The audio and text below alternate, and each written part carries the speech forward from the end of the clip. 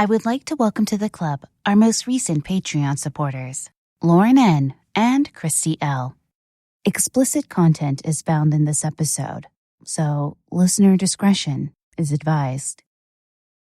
Welcome back to the True Crime Fan Club podcast. I'm your host, Lainey. New Year's Eve 2018 began as a wonderful day for Sergeant Tyrone Hassell III.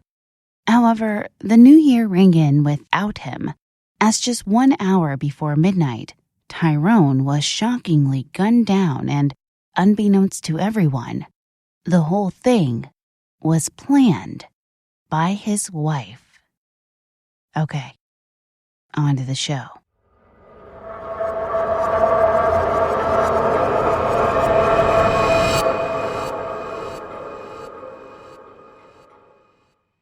Tyrone was home, on leave from the United States Army with his wife and son, and life was good.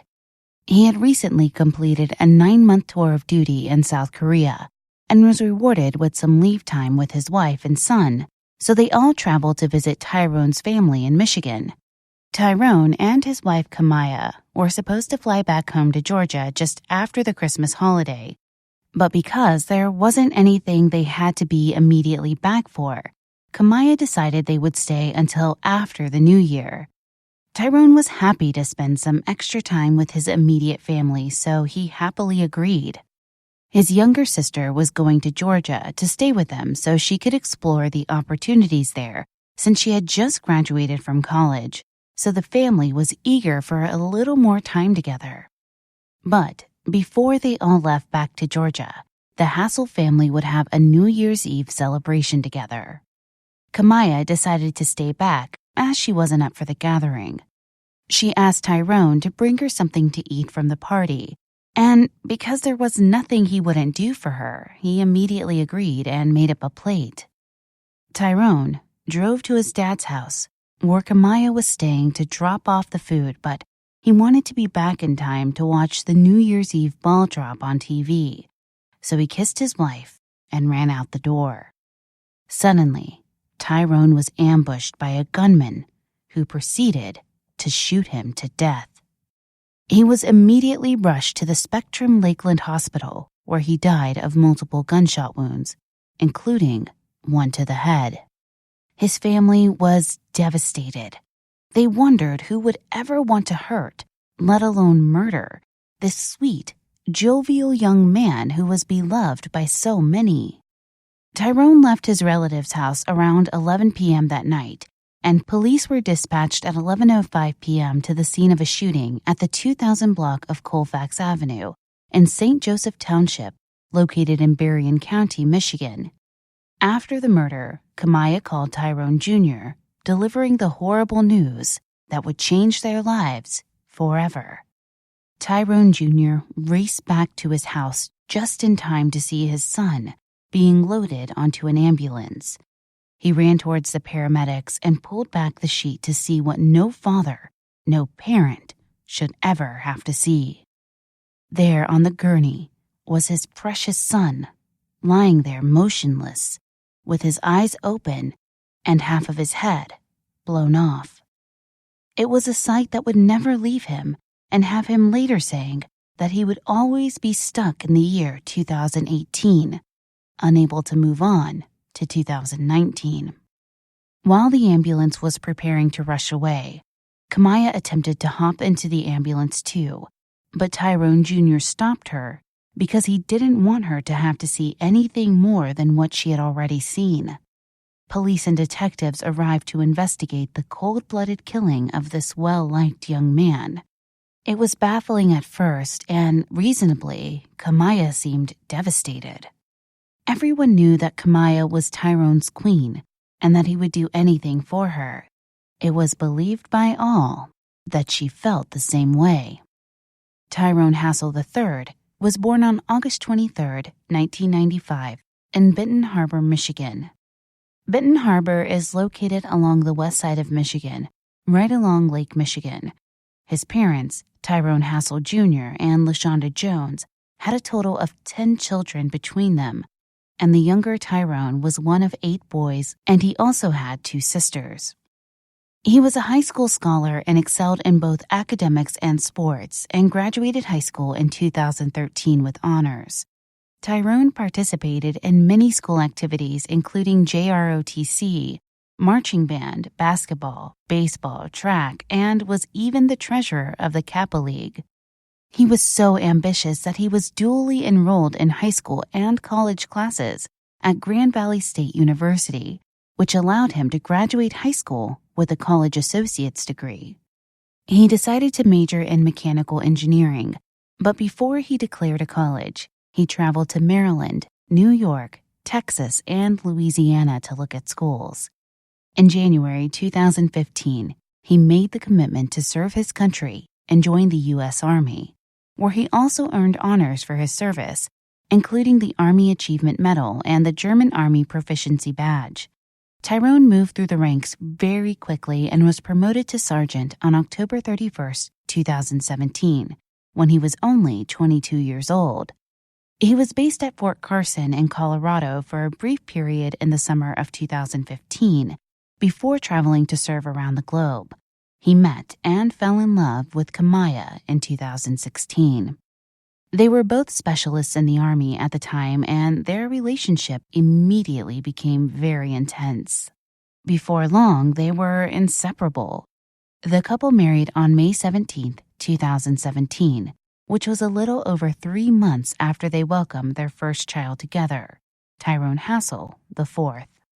They were a happy little family and affectionately referred to their little boy as Chunk, mostly because he wasn't so little. Chunk was a very healthy baby and big for his age. They moved to Georgia shortly after their marriage and were both stationed at Fort Stewart. It was during this time that Tyrone was sent overseas for that 9-month tour in South Korea, when Kamaya met Jeremy Cuellar, who was also a specialist in the Army. Kamaya and Jeremy, who was known to her as Quay, were immediately attracted to each other and started hanging out all the time. Before long, other coworkers began noticing how much time Kamaya and Jeremy were spending together. They went to the gym together and would frequently be seen around town catching a bite to eat. They started their affair soon after meeting, and it became hot and heavy right away. Soon, they were dreaming of a life together where they could raise Chunk as their own. It didn't take long before this daydreaming took on a life of its own, and they began loosely planning ways to get rid of Tyrone. They knew there was a one-time death benefit paid out by the Army when an active duty member was killed. Plus, Tyrone happened to have a life insurance policy that was worth $400,000 and would be paid directly to Kamaya in the event of his death. Loose planning soon morphed into the two seriously planning the murder of Tyrone Hassell III. This would allow Kamaya and Jeremy to move in together, raise her son, and become rich enough to live comfortably for quite some time. The plans were in motion while Tyrone was still in South Korea. Kamaya and Jeremy made some big mistakes, though. They were very brazen with their relationship, and they didn't bother to hide it from the public. As a consequence, people talked. Jeremy slept with several different women. One even testified at Kamaya's trial later. He bragged to his friends that he had a new woman, and soon it would just be the two of them with her kid and a bunch of insurance money from the Army. Most of his friends didn't actually believe him, but nonetheless, he kept boasting about it. This was the very behavior that led the police to their first tip in the case. A little more than a week after the murder, the police received a tip that they should look into Kamaya and her boyfriend. The tipster explained that the couple had been talking about their plan to murder Tyrone, possibly for the military benefits, and that they planned to get married and raise Tyrone's son as if Tyrone never existed. Police took the information and immediately brought Kamaya and Jeremy in for questioning. The two were separated while being questioned. Kamaya was in Michigan and Jeremy was in Georgia. Kamaya was initially steadfast in her denial of involvement. She claimed to have had no knowledge whatsoever of who would hurt her husband or why. When she was asked to come to the state capitol in Lansing, Michigan for further questioning, she agreed and told police she wanted to clear her name. When she arrived, Kamaya was interrogated by the police for a very long time. During the interview, she finally confessed that she knew who murdered her husband and why. She admitted her part in the plan and even told detectives about how Jeremy had driven from Georgia to Chicago, Illinois, and waited for word from her. He tried to kill Tyrone once during their leave in Michigan at the local Walmart, but was unable to. Because they couldn't execute their initial plan, Kamaya insisted she and Tyrone stay for longer with his family, so Jeremy would have the opportunity to finish the job. She knew that her husband would never pass up a chance to spend more time with his family, so when Tyrone told her about the family gathering on New Year's Eve, she knew this was their last chance to carry out their horrible plan. Kamaya put the wheels in motion by carrying on a Snapchat conversation with Jeremy about when and where to pull the trigger. She told Jeremy that she had asked Tyrone to bring her food back to his dad's house, and when he was done dropping it off, Jeremy would then come out of the shadows and shoot Tyrone, leaving him to die on his dad's front yard. I'm going to pause the case right here so you can hear a word from our sponsors.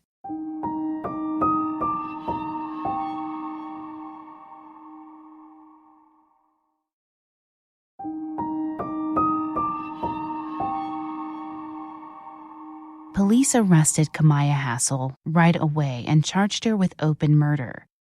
Jeremy Cuellar was arrested in Georgia for murder and was held in jail pending trial.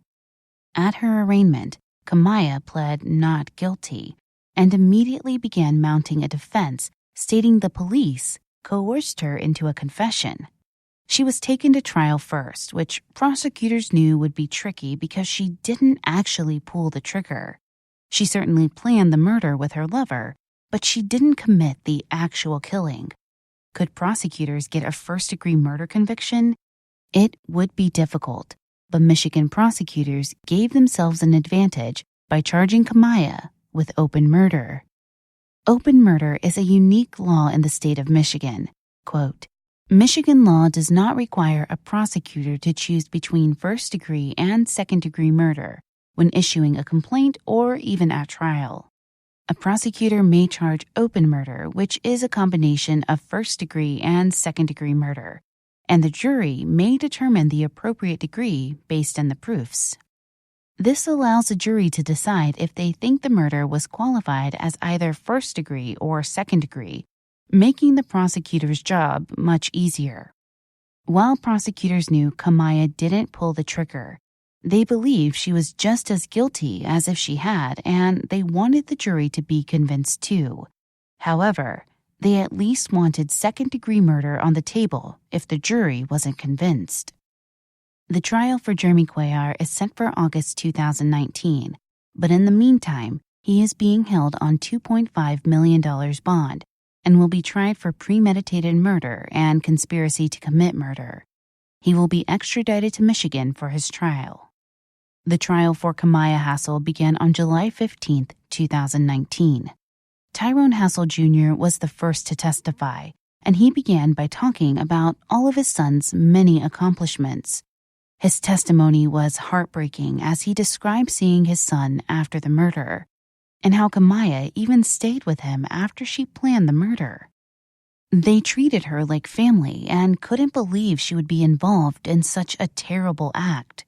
He told the jury about how on New Year's Eve, where they live, there are always gunshots at midnight, and he has always had a rule for his kids that they have to be home before midnight. He recalled telling his son to be back before midnight and said he checked his watch when Tyrone left to take Kamaya the food. It was 10:57 p.m., and less than half an hour later, his entire world was completely shattered. He couldn't move on and was struggling with his son's death. After Tyrone Jr. testified, prosecutors called several police investigators to the stand, and they testified to the forensic evidence and the actual investigation itself. Then, the prosecution team had their bombshell witness, Army Specialist Hamilton. Specialist Hamilton was in the same squad as Jeremy Cuellar. They were comrades, brothers in arms, and they had each other's back. But he recalled back to a time when he was on leave with Jeremy, and how Jeremy had confessed to him that he had planned to murder his girlfriend's husband. Jeremy was drinking at the time, and this was a big no-no when on leave in the Army. Specialist Hamilton chalked this conversation up to drinking and didn't really believe his friend would do such a thing. However, after he learned of the murder of Sergeant Hassell, he was conflicted. This was one of his brothers, and they were supposed to have each other's backs, even if it meant death. In the Army, you had to be able to trust your squad with your life, especially in times of war, and every soldier took that seriously. He was concerned about turning in his brother, but what if Jeremy had actually murdered this man? This was something he didn't think he could live with, so he called the police to give this case-breaking tip.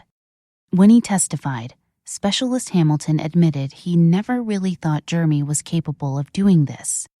Prosecutors suggested that if it weren't for his tip, Jeremy and Kamaya would be living in Georgia right now with Chunk, living off Tyrone Hassell's $500,000 policy. Multiple witnesses testified about the relationship between Jeremy and Kamaya and how they flaunted it in front of everyone. They made no effort to hide their affair, and many coworkers were uncomfortably aware of it. Cell phone expert Detective Heather Wyatt testified at length about the cell phone pings from Jeremy's phone as well as to the Snapchat evidence.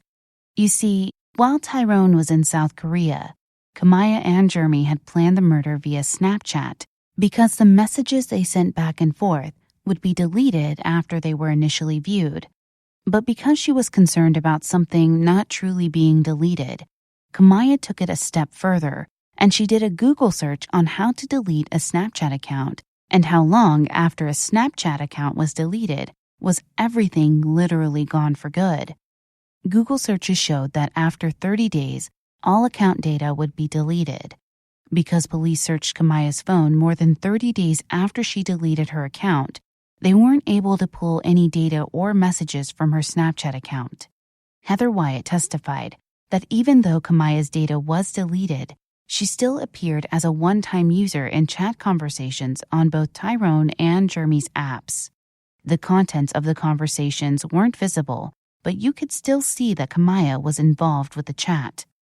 She also testified that they had pinged Jeremy's cell phone several times when he traveled from Georgia to Chicago, Illinois, and to a Walmart in Benton Harbor, Michigan, back to Illinois, which corroborated the confession Kamaya gave police. She explained that the phone was likely turned off at one point and there were no ping locations during that period. During the time where there were no pings, Jeremy had actually used an old-school GPS to route his trip to Benton Harbor and returned to Georgia to wait for Kamaya to get back to him. Another Google search Kamaya made on her phone was, "What to do when I pay off my house?" which didn't seem to be a normal search for a grieving wife. Another detective, Brittney Fleming, testified about the search they conducted on Jeremy Cuellar's Chevy Impala and how she located one 9mm bullet in the front passenger seat, 3 bullets in the driver's seat, and a 9mm magazine in the back seat. She also located a Chicago area Walmart receipt and divorce papers for himself and his wife. Other police detectives testified to the search of Cuellar's home, where they located a brand new iPhone, temporary firearm registration paperwork, bullets, and magazines for a Ruger 9mm and a Glock 23 semi-automatic pistol. A fellow soldier testified about how Jeremy purchased a Glock 23 in December, but also said that he sold Jeremy a 9mm handgun in October. The evidence stacked up against Kamaya, which was difficult to ignore. On the final day of the prosecution's case, they played the most damning piece of evidence yet. In the open courtroom, prosecutors played a recorded jailhouse call between Kamaya and her mother. On the call, Kamaya could be heard talking very softly to her mom, announcing she was in jail. When her mom asked her why, Kamaya told her it was because she knew. When she was further prodded by her mom, she explained that she knew that Jeremy had planned to shoot Tyrone. She says she knew, and She helped him plan it. Her mom started crying on the phone, saying how horrible it was and that she couldn't believe her daughter was capable of such a thing. Her mom went on saying that Tyrone was a good man and a good dad and didn't deserve to die. It was absolutely devastating, and the entire Hassell family that was present had to hear this young woman they loved talk about how she planned to have their beloved Tyrone killed.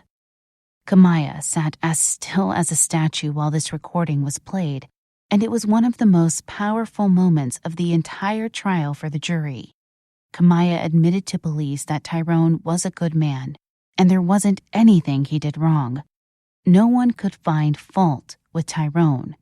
She was simply unhappy, which was the absolute worst thing she could find to say about her husband and their relationship. As soon as the prosecution rested its case, so did the defense. They presented no witnesses and cross-examined almost no one. The defense team admitted in their opening arguments that they weren't going to call witnesses, and they weren't going to ask many questions of the prosecution witnesses. The reason they gave was because all of the prosecution witnesses were just fact witnesses, but they couldn't provide any direct evidence that their client was guilty of murder. They agreed a terrible tragedy had occurred, and this death was horrible. However, they argued that no matter how terrible this whole thing was, it didn't make Kamaya guilty. They argued that to convict Kamaya of this crime would be to commit yet another terrible tragedy. There was absolutely no doubt that Jeremy Cuellar was solely responsible for the death of Tyrone Hassell, and the only evidence that prosecutors had was a false confession that they coerced out of Kamaya. Their defense, they said, was pretty simple. Kamaya didn't pull the trigger and she didn't commit the act of murder. She wasn't culpable as the prosecution wanted to portray. The defense claimed that Kamaya wasn't even having an affair with Jeremy, nor did she help him murder her husband.